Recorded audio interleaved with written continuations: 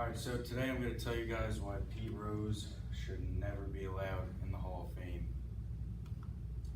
And when you guys filled out my surveys, about half of you didn't even know who Pete Rose was, so I'm just going to take a little time to explain what kind of player he was and how good he actually was.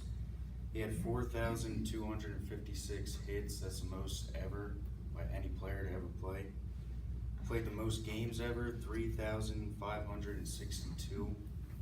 He had the most walks ever, 1,566.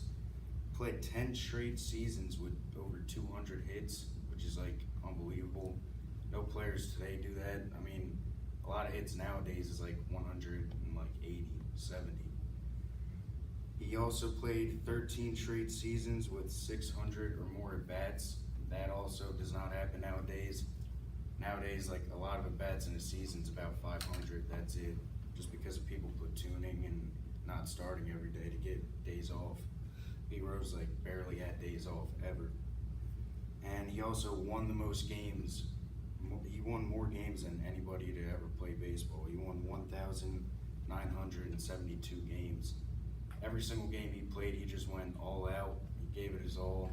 He was a great, great baseball player. Probably the best hitter to ever play the game. And some accolades and awards. He won the National League Rookie of the Year in 1963. So, I mean, from the get-go, he was just unbelievable. He was a 17-time All-Star, won the Silver Slugger in 1981, and he won 2 Gold Gloves, won 3 batting titles, and if you just win 1 batting title, that means you have the highest average in all baseball. That's like unbelievable to just win 1. He won 3 of them. He won the National League MVP in 1973, won 3 World Series, 2 with the Reds in 75 and 76, and the one in 1980 he won here in Philly. And he was like a fan favorite in Philly. The fans loved him just because of how hard he played.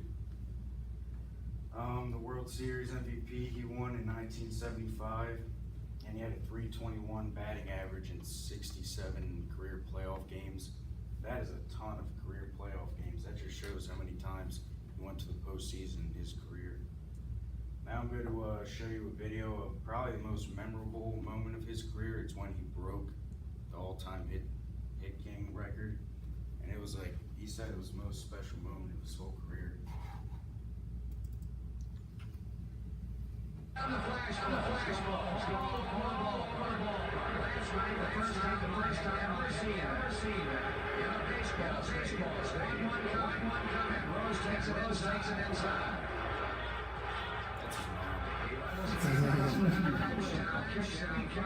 Rose swing.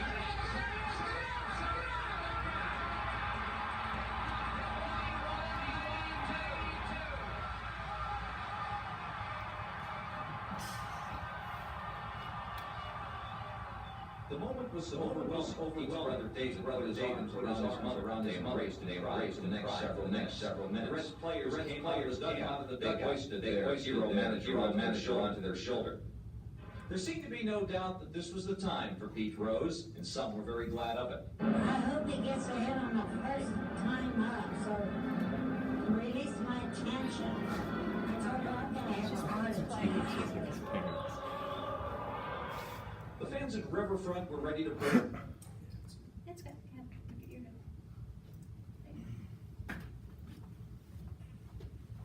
Alright, now I'm going to tell you about the most important rule in baseball. It's called the Golden Rule. It's in the Major League Baseball handbook of it's Rule 21D.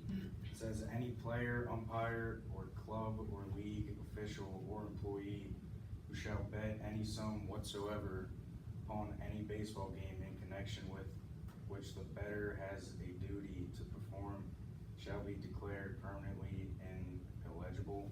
So it basically means you get suspended from the game for life. You can never go into the Hall of Fame. You can't even go to like baseball games anymore. You're just banned from everything. Now I'm going to bring up the 1919 Black Sox scandal. The Chicago White Sox, through the 1919 World Series against the Cincinnati Reds, they basically, they bet a lot of money, all the players on the White Sox bet a lot of money that they would lose the World Series, and then they went out there and lost. They made errors, pitchers gave up home runs, and they ended up getting a lot of money for it. And then 2 years later, there was an investigation, and 8 players on the White Sox got kicked out for life. One of them was Shoeless Joe Jackson, and that's, I don't know if you've ever seen that movie with Kevin Costner, Field of Dreams, but he was in it. He's one of the best baseball players ever, and he also got banned for life for gambling. But it led baseball to officially have a commissioner of the sport after this.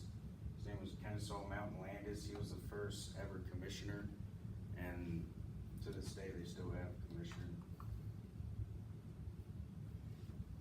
Kennesaw Mountain Landis came up with this verdict. He said, regardless of the verdict of the juries, no player who throws a ball game, no player who undertakes or promises to throw a ball game, no player who sits in confidence with a bunch of crooked ball players and gamblers, where the ways and means of throwing a game are discussed, and does not promptly tell his club about it, will never play professional baseball.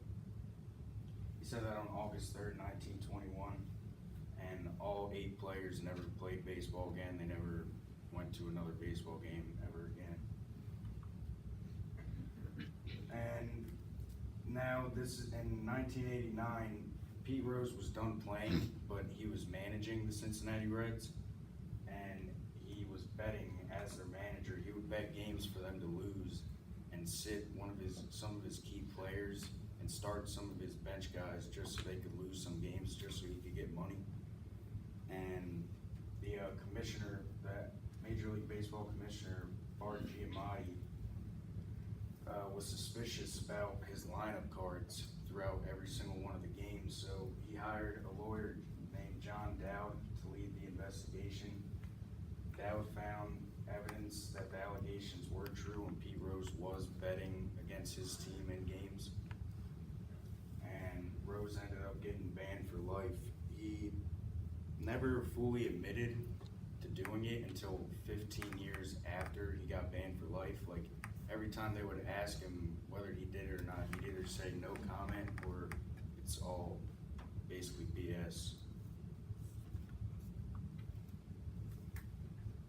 And just to wrap it up, mainly my main points of why he should never be in the Hall of Fame is because he knew that, like, what the consequences were for gambling on your own team.